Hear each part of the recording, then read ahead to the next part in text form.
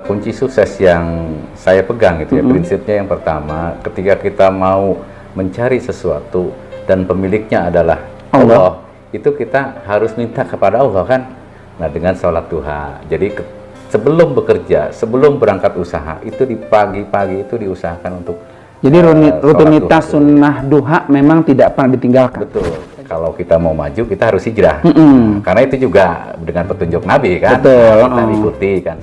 Berkat kita pernah di pesantren, jadi orang menilai itu, oh ini orang baik, mungkin ya akhlaknya baik. Akhlaknya bagus. Ada sahabat muslim yang pengen dinikahin ya. Tidak usah cari yang lain-lain gitu ya. Insya Allah. Oh, jadi memang abang aktif di KUA kecamatannya di Sumedang ini gitu kan.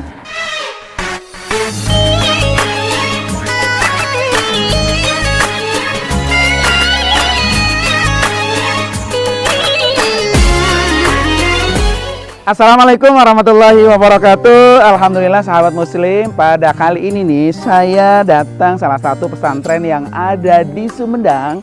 Mau tahu kan sahabat muslim pesantren apa di sini? Nah, nanti akan kita kupas nih sahabat muslim, salah satu pemilik yang mendapatkan wakaf untuk mengelola pesantren ini adalah orang yang berhijrah dari daerah lain ke daerah ini. Seperti apa? Pasti nih penasaran banget buat sahabat muslim, dan sangat seru banget karena orang pendatang itu bisa mengelola loh pesantren yang sangat luas seperti ini. Karena itu ikutin terus liputan kita pada kali ini, dan kita akan berbincang-bincang dengan tokoh kita yang satu ini. Seperti apa? Ini dia liputannya.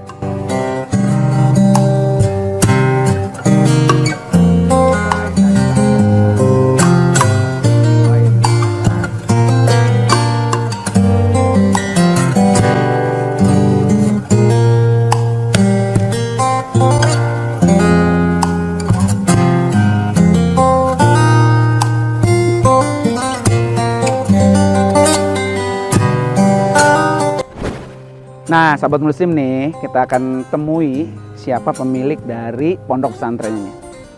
Ini dia. Assalamualaikum, Bang. Waalaikumsalam. Sehat ya? Alhamdulillah. Oh, sahabat muslim yang kenal nih, namanya Abang Egy Zainal Mutakin. Bang, sudah berapa lama tinggal di daerah Sumedang ini? Di Sumedang, alhamdulillah saya sudah tinggal sejak tahun 1989. 1989. Ya. Berarti kalau sekarang 2020 sudah 31 tahun. 31 tahun sahabat muslim. Asli Abang Egy dari mana? Saya asli Ujung Harapan. Ujung Harapan. Berarti alumni Atakwa ya, Bang ya. Alhamdulillah. Halo, alumni Atakwa. Alumni Atakwa semua. Jadi bagi alumni Atakwa yang kangen dengan Bang Egy, ini orangnya. Bang, kita pengen banget nih lihat-lihat pesantren yang sekarang ini. Nama pesantren apa sih, Bang? Hubul Waton. Hubbul Waton. Itu kalau bisa diceritakan dari mana asal nama itu? Kita ini kan dulu ya sering diajarkan bagaimana kita mencintai tanah air kita. Betul. Gitu ya. Termasuk ya kampung halaman kita sendiri. Betul. Gitu ya. Nah, itulah yang menginspirasi kenapa nama Hubul Waton ini kita ambil menjadi salah satu nama pondok pesantren. Betul. Nah, Bang, kita juga pengen lihat-lihat nih sekeliling ini, termasuk juga luas tanahnya, termasuk juga program yang akan diusung nanti di Hubul Waton seperti apa. Boleh, Bang, ya kita lihat, Bang, ya? Ayo, Bang, yuk. Ayo, siap.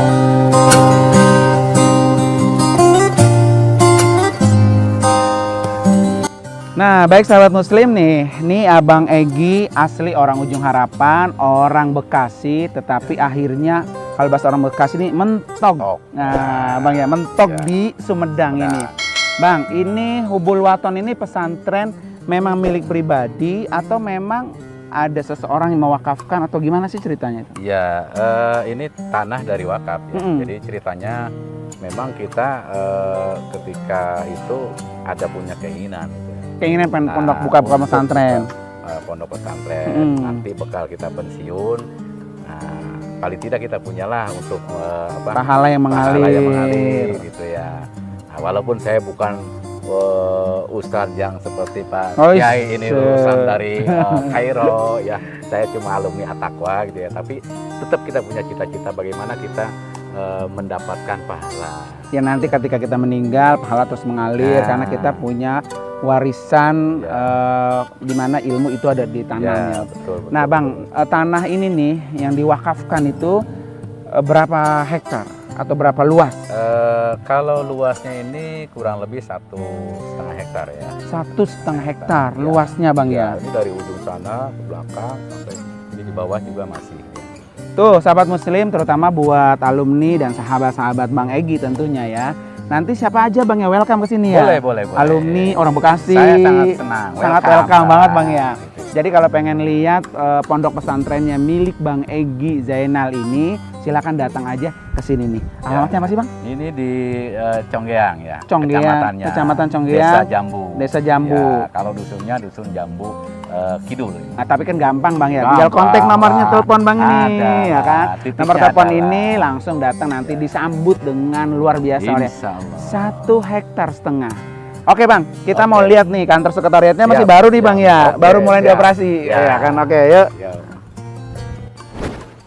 Baik Bang, ini kantor sekretariat Ya, yang betul. memang Ya. digunakan sehari-hari ya, Ya, buat betul. menerima wali murid Ya. ataupun calon-calon Ya. murid yang akan berangkat di sini. Tamu-tamu ya. Tamu-tamu kita lihat Bang ya, kantornya seperti apa nih sahabat muslim. Namanya Hubbul Waton Sumedang Center. Hubbul Waton Sumedang Center. Boleh Bang kita duduk sini Bang ya? Oke, siap. Oke, nih sahabat muslim. Ini adalah kantor sekretariat yang digunakan Bang Egy untuk menerima tamu sehari-hari. Bang, Betul. udah berapa lama nih menerima wakaf 1,5 hektar ini? Ini sebetulnya sudah lama ya, sudah lama. Sebelumnya sebenarnya bukan oleh saya gitu ya. Ini dikelola oleh ada kesepuhan yang di sini Pak Kiai Haji Abdul Majid namanya. Beliau sudah sepuh, usianya sudah di atas 80 tahun. Karena mungkin ini sudah beberapa tahun tidak jalan. Nah, akhirnya dia mencari figur yang diharapkan oleh dia ini bisa melanjutkan untuk perjalanan pesantren ini supaya bisa eksis gitu ya. Nah, kebetulan di pesantren ini Pak Majid itu dia inginnya bukan menciptakan ulama atau ustadz tok gitu ya. Nah, jadi dia punya visi misi itu ingin menciptakan lulusan atau santri dari pesantren ini nanti yang pandai berwirausaha. Iya. Nah, itu jadi itu yang diharapkan. Oleh karenanya dia mencari gitu. Jadi dia punya label, punya bekal agama yang mumpuni. Betul. Kemudian juga bisa Berjiwa wirausaha, entrepreneurnya yang tinggi, Ya. sehingga dia bisa nanti di masyarakat tidak hanya mengandalkan Betul. ustadznya aja, tapi dia bisa usaha sambil juga berdakwah. Karena Pak Majid itu dia melihat pada masanya mungkin ya banyak lulusan pondok pesantren itu yang akhirnya ada hanya bisanya tahlil, Betul. ngaji. Sedangkan di lingkungan itu dia sendiri belum mumpuni ekonominya. Baik sahabat muslim, nah tadi kita sudah bercerita berkaitan dengan wakaf yang 1,5 hektar ini. Tetapi juga tadi seperti di awal saya sampaikan, kita penasaran banget nih sahabat muslim berkaitan dengan hijrahnya Bang Egy ini.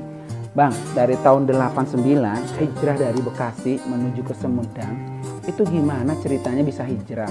Apa memang di ujung harapan atau di Bekasi nggak bisa hidup gitu, sehingga harus mencari pencaharian itu di daerah orang? Begini Pak Ustadz, ketika selesai itu kita kan berpikir gitu ya. Waktu itu kelas 3 Alia selesai. 3 Alia selesai. Kita hidup di kampung. Dari Karena waktu tahun itu masih kampung banget. kampung banget memang gitu ya. Terus memang- telepon nggak ada Ya, gitu kan. ya, terus kita memang dari keluarga yang tidak mampu.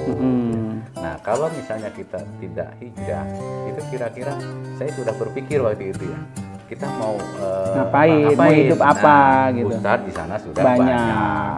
Kemudian pekerjaan juga Susah. Mau usaha emang orang nggak berada Nah, gitu mau kan. usaha kita nggak punya modal kan gitu ya. Akhirnya kita berpikir bagaimanapun kalau kita mau maju kita harus hijrah. Karena itu juga dengan petunjuk Nabi kan. Betul. Nah, kita ikuti kan sunnah Rasul begitu. Nah, akhirnya kebetulan di Sumedang ini ada paman ya. Oh di Sumedang memang sudah ada paman. Ada paman. Paman dia pegawai negeri, guru di guru bahasa Arab di SMA Negeri Dharmaraja. Sumedang ini. Sumedang ya. Nah, saya datang karena di awal-awal ya kita memang numpang lah di situ ya. Iya, di rumah paman tadi. Nah, selama 2 mingguan lah kurang lebih. 2 minggu kita malu kan, kalau tinggal di situ. Akhirnya kita berpikir untuk membuka usaha. Nah, mintalah ke Mang cobalah bukakanlah usaha untuk saya kan gitu ya, supaya saya bisa mandiri. Nah, akhirnya diberikanlah namanya lembaga kursus Waktu kita itu. ngontrak waktu itu Dan ya. itu tetap di Sumedang masih? Masih di Sumedang, ya, di Sumedang, di jalan waktu itu di jalan Cilengkrang, 89. Akhirnya saya masih ingat waktu itu komputer itu masih Iya, barang pokoknya langka, masih ya. barang Masih langka.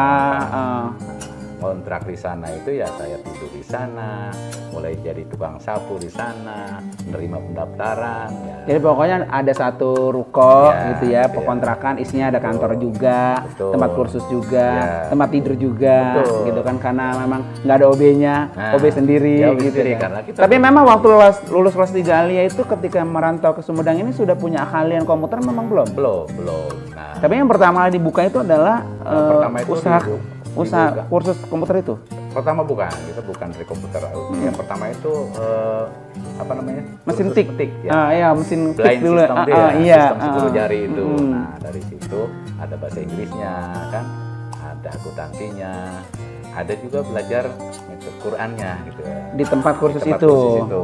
Jadi ada bahasa Inggris, kemudian ada ketik gitu Ketik, ya. ya. Kemudian meningkat akhir komputer, Ya. kemudian ada bahasa Arab juga. Betul. Ya, jadi ketika itu kita komputer juga sebelum buka kita yang dikursuskan dulu. Iya, sama paman itu. Ya, gitu. Nah, Karena supaya nanti mengerti ketika Betul. membuka lahan kursusnya ya. Nah, jadi tidak mengambil pengajar dari Dari luar. luar. Gitu. Jadi kita ya OB-nya, yang ngajar juga ya, menerima pendaftaran juga waktu itu gitu waktu ya. itu. Yang kita garap semua lah. Gitu. Jadi Berapa lama tuh Bang ketika memegang tempat kursus itu? dari 89 itu sebenarnya kursus mah sampai sekarang masih gitu ya. Oh berarti memang itu awalnya ya, Ya. 89 itu membuka kursus awal cikal bakal dan Betul. itu sampai sekarang Sampai sekarang. menjadi sebuah profesi. Ya. Kenapa sampai sekarang kita masih pertahankan? Karena itu nilai historinya sangat tinggi. Betul. Dari awal itu kita bisa makan, kita bisa kuliah, ya saya bisa menikah, gitu. Karena Pada dari tempat awalnya kursus situ, yang kecil tadi. Dari kursus yang kecil itu, ya. Kita kenal dengan orang-orang Sumedang, bisa bersosialisasi dengan organisasi yang ada di Sumedang. Itu karena jasa di lembaga kursus itu. Berarti ya lembaga kursus yang memang Abang bangun itu memang dari masih merintis belum apa-apa gitu ya. Sampai sekarang sudah punya gedung sendiri. Alhamdulillah. Punya gedung sendiri dan tentunya juga mungkin dengan fasilitas yang lebih Ya. modern dari sekarang ini kan. Alhamdulillah. Tapi lembaga yang sekarang dibangun itu Bang, komputer terus sama apa lagi? Yang sekarang ini. itu kita bimbel ya, bimbel. Maksudnya udah bimbel sekarang ya. bimbel. Lebih modern. Lebih modern. Nah, terus ada sekarang ditambah lagi dengan pusat kegiatan belajar masyarakat (PKBM). Oh gitu. Itu yang menerima paket A, paket B, paket C gitu ya. Iya. Tuh luar biasa sahabat muslim. Jadi sahabat muslim bagi para alumni ya kan, mau dari daerahnya atau luar daerah, silakan saja nih, salah satu inspirasi banget dari Bang Egy kita bahwa belum punya apa-apa, dengan berhijrah Allah jamin maka seperti sukses sekarang ini. Nah terus Bang, akhirnya berapa tahun tuh Bang dari buka usaha sampai selesai kuliah sampai menikah? Dengan usia berapa waktu itu menikah? Usia menikah itu di tahun 93. Jadi memang nggak terlalu lama sih, dari 89 ke 93 itu ya, 4 tahun ya. 4 tahun sebelumnya selesai kuliah ya? Ya. Selesai Jadi kuliah menikah? Sebenarnya waktu menikah itu saya belum selesai. Belum selesai. Belum diwisuda gitu ya. Belum diwisuda. Tapi udah selesai sih kuliahnya. Cuman belum diwisuda karena kita kan 91 masuk. Nah, karena ada 3 ya, 93 selesai. Itu di September 93 itu kita menikah. Dan ketika menikah itu Bang, rezeki bertambah atau seperti apa? Ya alhamdulillah gitu ya. Kita kan ketika itu menikah juga karena kita hidup di kampung orang gitu ya. Kita berani menikah itu karena kita sudah punya siap penghasilan. Sudah siap penghasilannya, sudah siap juga buat biaya pernikahannya. Ya betul. Karena memang hidup di kampung orang, kemudian menikah juga di kampung orang, dan istri bukan orang Sumedang. Bukan, istri itu aslinya aslinya kan dia lamanya di Bandung. Tapi aslinya memang asli Sumedang. Asli Sumedang. Cuman lama di Bandung. Tinggal di Bandung. Artinya orang tuanya memang orang sini sini orang Sumedang, tapi lahir di Bandung, sekolah di Bandung sampai selesai kuliah di Bandung. Itu ketemunya ketika di tahun 92 itu saya kan pernah kerja di bank ya, di bank. Kalau sekarang namanya Bank Sumedang, kalau dulu namanya BPR ya. Iya, BPR. Perkreditan Rakyat. Dan itu ada dulu itu tiap kecamatan ada gitu ya. Nah itu saya untuk mendapatkan kerja di bank juga waktu itu kebetulan mungkin ya apa namanya berkat kita pernah di pesantren, jadi orang menilai itu oh ini orang baik mungkin ya akhlaknya baik, akhlaknya bagus gitu. Itu ketika saya mengajar komputer untuk para direktur bank ya, BPR itu ada 26 kecamatan semua, itu juga sebenarnya dari awalnya dari usul kita gitu ya. Nah, asisten daerah kita usulkan bagaimana kalau para direktur bank ini kita latih untuk komputer gitu ya di ACC. Kemudian ketika kita latih belum 1 tahun itu kita sudah ditawari untuk bekerja di BPR ya, tadi. Lagi udah di saya aja ada bahkan ada 10 lah 10 karena mungkin pada waktu itu tenaga-tenaga yang mengerti IT ya, betul. Sangat langka sekali. 92 itu masih sangat sangat langka, kurang banget gitu Bang ya. Karena kan komputerisasi juga baru mulai masuk kan ke beberapa daerah termasuk di Bekasi gitu kan. 92 itu ya komputer emang baru mulai masuk kan. Nah Bang, dari begitu banyak perjalanan Abang itu, biasanya orang hijrah itu kendala terbesar itu apa?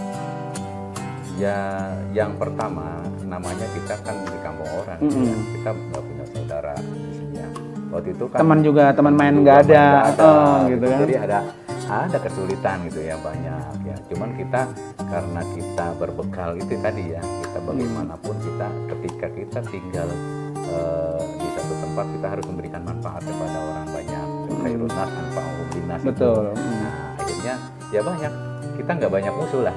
Artinya satu pun kita nggak punya musuh ketika itu. Jadi semua orang bahkan ada 2-3 keluarga yang mengangkat saya sebagai anak angkat gitu. Jadi karena mungkin tadi dilihat tipikalnya baik, mungkin akhlaknya bagus. Tapi memang bener gitu kali Bang ya. Ya, tahu juga itu kan penilaian orang ya, gitu. Tapi kita sudah berusaha. Kita menerapkan ilmu yang kita dapatkan di pesantren. Jadi kesulitannya apa waktu itu Bang? Yang pertama ya jelas itu masalah ekonomi kan. Iya. Ya, dulu itu ketika awal-awal saya hijrah ke sini itu makan itu yang namanya pagi-pagi itu hanya nasi 1 piring, sarapan itu pun sedikit ya, bala-bala 1, tempe 1, rokok sebatang. Itu setiap hari itu pun utang kita.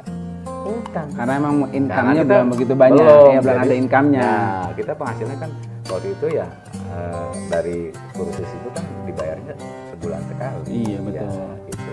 Sebulan baru kita bayar. Tapi alhamdulillah dari situ kita mulai dipanggil ngajar privat.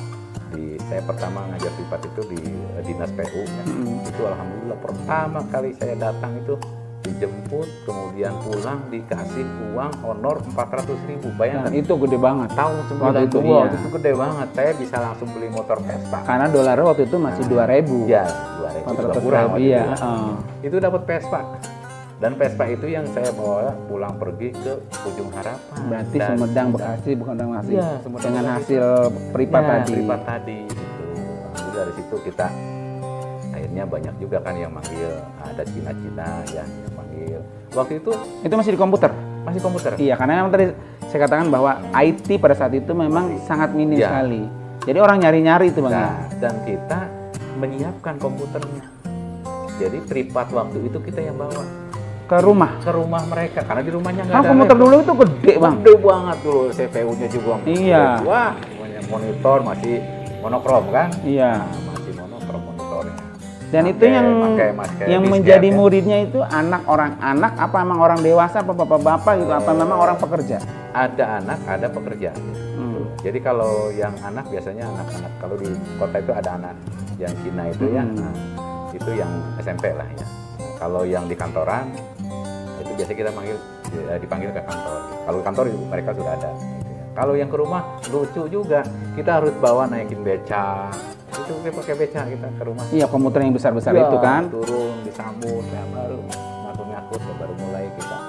Gitu. ya suka dukanya itulah. Tapi kita alhamdulillah kan dari situ banyak teman juga. Karena sabar, continue gitu Bang ya, nggak juga bosan menikmati proses itu, sehingga akhirnya sekarang memetik buahnya. Alhamdulillah. Tuh sahabat muslim ya, jadi kalau sahabat muslim pengen sukses, satu bidang saja ditekuni dengan baik dan terus kontinuitas, maka dia akan menghasilkan buah yang spektakuler, termasuk Bang Egy ini. Baik sahabat muslim, Bang Egy ini persis banget seperti yang Allah firmankan. Innamal usri yusra. Jadi ketika kita pengen mendapatkan yusra, sebuah kebahagiaan dan kesuksesan, maka wajib dan kudu yang namanya melewati usri. Sebuah kesulitan dan liku-liku dalam meraih tangga-tangga kesuksesan. Nah sekarang ini Bang Egy sudah sukses banget, bahkan menjadi salah satu tokoh yang di Sumedang yang diperhitungkan, sehingga Bang Egy ini termasuk orang yang diberikan wakaf 1,5 hektar ini. Bang, dengan hidup sekarang ini sudah enak ya kan, kemudian karir Abang sekarang ini yang sedang dilakukan apa? Sekarang ya alhamdulillah kita sebagai pegawai negeri sipil gitu, di kantor Kementerian Agama. Di kabupaten? Saya kebetulan di kantor urusan agamanya. Iya. Di kecamatan. Oh di kecamatannya. Ya.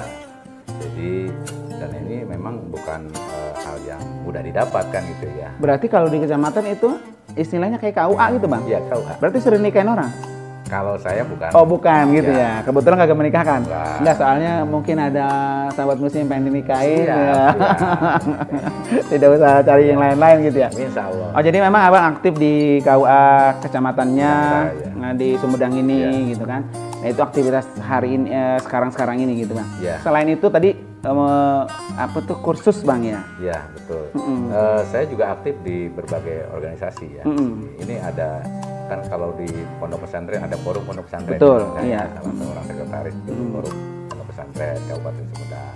Kemudian di MUI juga. Iya, MUI Kabupaten Sumedang. Masuk. Ya, kalau di kecamatan saya sekretaris kecamatan. Di DMI juga, ketua DMI kecamatan saya. Ya artinya kan Bang ya, ketika memang kita aktif di berbagai organisasi, berarti kan sahabat-sahabat kita, saudara-saudara kita itu menyeluruh kemana-mana. Bang, kenapa sih ada nggak harapan gitu, keinginan untuk membangun kampung sendiri? Saat ini memang udah pengen banget sih, pengen banget membangun kampung sendiri. Apa memang udah hilang cintanya dengan kampung? Iya. Tadi kan hubul watan itu. Iya, sehingga kita artinya ya, saya juga nggak kebayangin, saya juga termasuk orang yang belum pernah hijrah ke kampung orang gitu ya.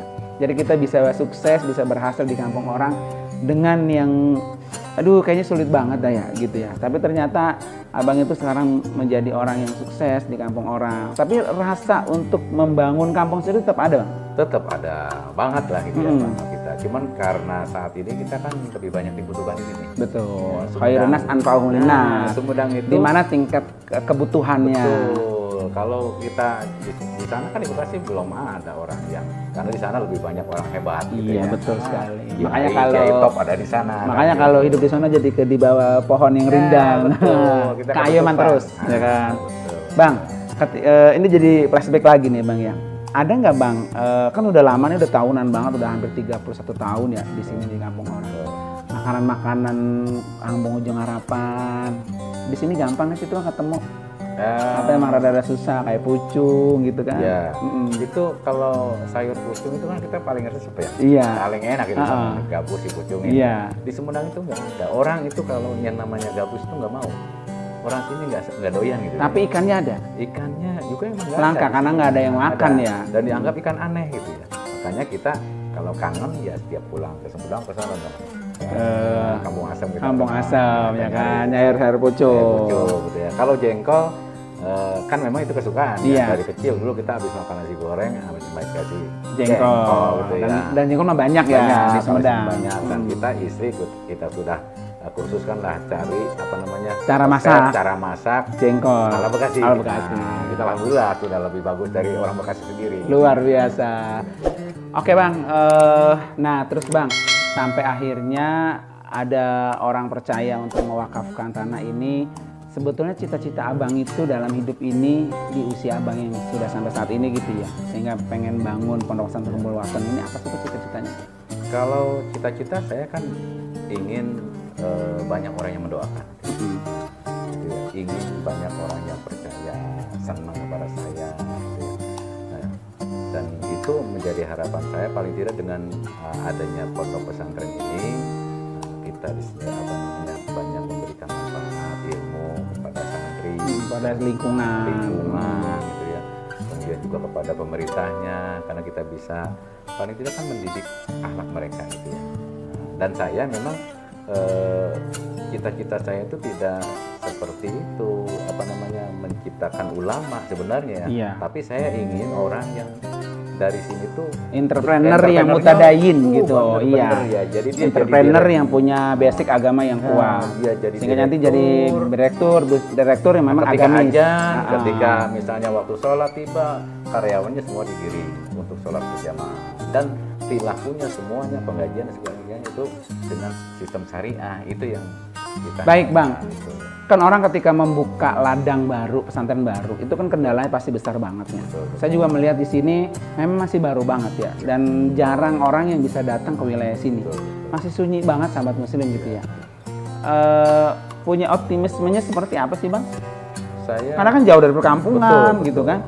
Kalau bayangan kita nih gitu Bang ya, ini muridnya dari mana yang sekolah di sini gitu kan. Kalau kita kan mungkin di Bekasi hidup di perkotaan, kita gampang kasih iklan, kasih flyer, kasih endorsement gitu kan, insya Allah murid itu mengalir. Tapi kalau di wilayah sini ini udah jauh dari perkampungan, di atas gunung pula gitu kan. Ya itu kan optimismenya.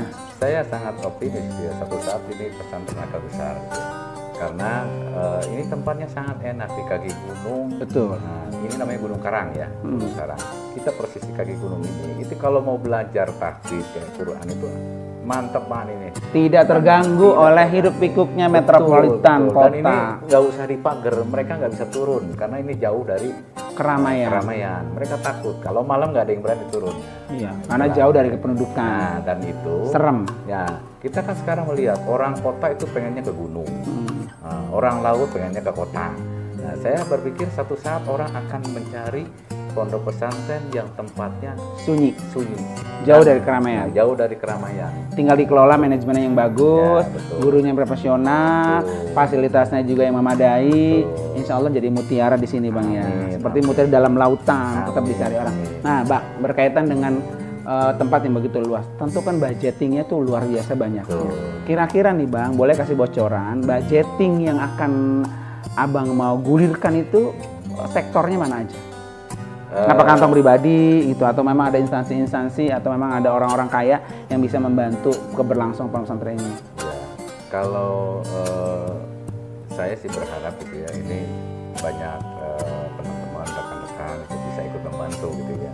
Nah, kita memang kalau dari kantong pribadi terus terang punya keterbatasan. Iya, betul. Ini kan banyak biaya yang dibutuhkan. Apa ya dengan luasnya 1,5 hektar ini Bang? Ya, kita rencanakan mau bikin workshop itu kan 1,8 miliar lah isinya, dengan itunya lah 1,8 ya. Itu kan diharapkan bisa segera terwujud. Nah, sementara kita kan kalau misalnya dengan biaya yang sedikit mungkin terwujud tapi mungkin lama. Jadi saya berharap memang terutama teman-teman nih Pak Ustadz kan punya iya, terutama juga sahabat muslim, silakan kalau untuk ingin berdonasi membantu keberlangsungan pesantren Hubbul Watan ini, di sini nih nomor rekeningnya ada Bang ya? Ya, ada. Nah, nomor rekeningnya ini, dan ini juga alamatnya, dan ini juga nomor kontak teleponnya. Betul, Bang ya. Jadi memang diajak kepada sebuah sahabat muslim untuk bisa berurun rembuk supaya memang salah satunya adalah mencerdaskan anak bangsa. Betul. Bang ya, karena memang program-programnya tadi adalah untuk menjadi menciptakan santri yang tangguh gitu ya. Luar berkualitas, unik. Nah, kita berharap ini punya santrinya lulusannya unik, modern tetapi dia tetap islami gitu ya. Betul. Unggul dan bermartabat itu. Betul. Ini. Tapi Bang ini Bang, rencananya di tingkatannya apa nih? SD, SMP atau SMA? Kita yang sudah disepakati itu untuk SMK dulu. Iya, karena tadi memang entrepreneurnya, betul. Karena SMK itu entrepreneurnya ya, Bang ya. Betul. Tapi untuk legalitasnya seperti apa Bang? Baik yayasannya ataupun perizinan sekolahnya masih under proses? Yayasan kita sudah kumham alhamdulillah sejak 2014, kemudian pondok pesantrennya juga sudah online, sudah emisnya sudah terisi ya. Jadi sudah secara ininya sudah gitu ya.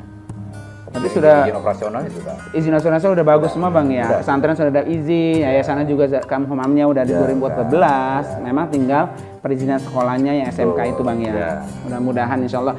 Jadi sekali lagi buat sahabat muslim bahwa lahan yang 1,5 hektar ini memang diperuntukkan untuk pembangunan pondok pesantren Hubul Waton, terutama buat orang-orang yang punya keinginan agamanya bagus, tapi juga basic untuk menjadi entrepreneurnya juga luar biasa, dan hanya di sini, yaitu di pondok pesantren.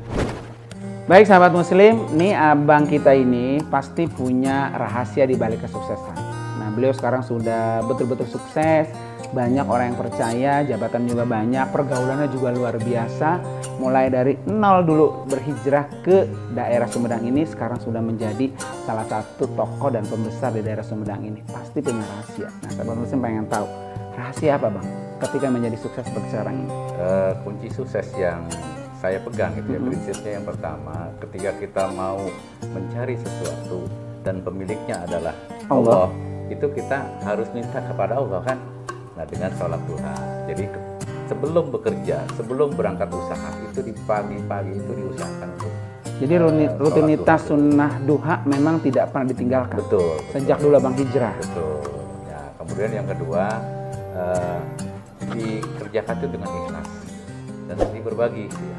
Nah, setiap pekerjaan-pekerjaan yang kita kerjakan, kemudian sudah berhasil, ada orang yang menginginkan hasilnya itu, kita serahkan saja, kita ikhlaskan. Nah, saya pernah contoh gitu ya, pernah ada membangun beberapa sekolah TK, kemudian PAUD gitu ya, itu sudah ada 3 lah, kurang lebih 3, itu kita danai dari nol, AP luar, AP dalam kita siapkan, kemudian ketika sudah maju, ada yang ingin, Pak, ini kalau bisa diserahkan aja ke masyarakat oleh kepala desanya seperti itu ya. Kita serahkan gitu ya.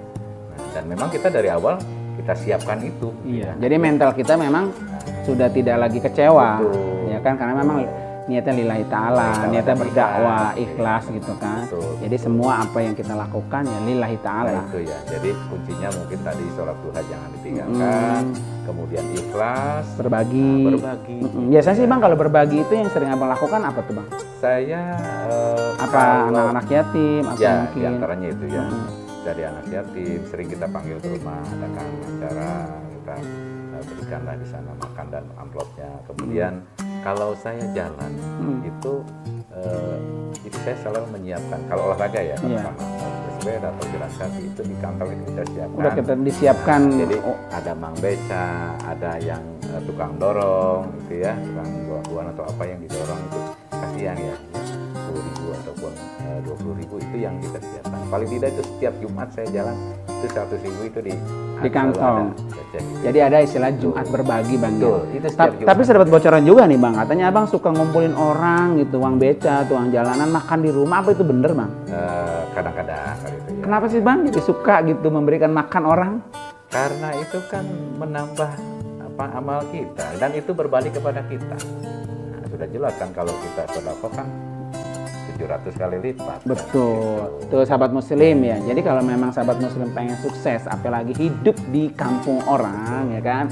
Pertama memang punya niat keikhlasan, niatnya berhijrah, kemudian juga sering berbagi. Termasuk tadi tuh orang-orang jalanan, tukang beca sering banget nih dikasih makan ke rumah Abang. Termasuk tim kita juga hari ini Bang ya. Terima kasih banget Bang, mudah-mudahan kisahnya hari ini sangat menginspirasi semua dan mudah-mudahan ini menjadi manfaat, dan kita doakan juga dan tolong doakan semua sahabat muslim biar pesantren Hubul Watonnya ini betul-betul menjadi pesantren yang sukses dan bermanfaat buat banyak orang sehingga bisa mencetak generasi-generasi yang imtak dan takwanya dan entrepreneurnya. Terima kasih Bang. Semoga ada manfaatnya.